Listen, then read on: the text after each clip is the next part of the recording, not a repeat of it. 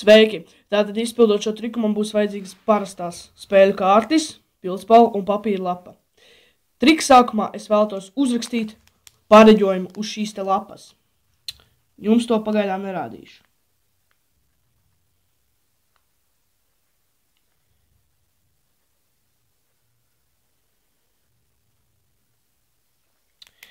Gatavs. Es satīšu pareģojumu lūk šādi. Šeit papīra lapiņā un uz tā uzlikšu vēl pildspalvu, lai jūs visi redzat.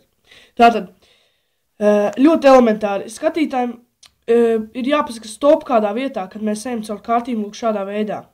Teiksim, viņš pasaka stop, lūk šeit. Mēs apstājamies un izvelkam to kārti, pie kuras viņš apstājās.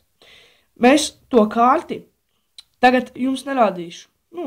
Es jums to kārti tagad nerādīšu, intereses pēc, lai pastītos, kāds ir pareģojums, vai piepildījās vai nē. Jo mēs to kārti ieliksim lūk šādā veidā, kavā iekšā.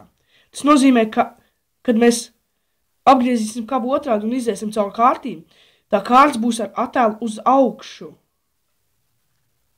Ja? Mēs drošības pēc pāris reizes samaisam kārtis.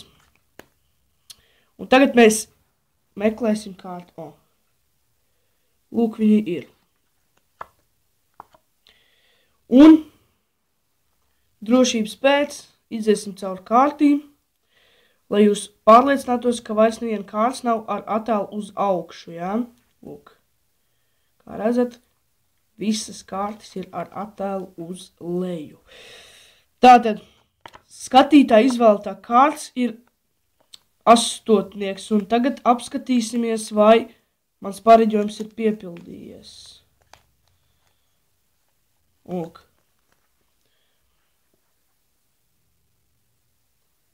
Piepildījās gan.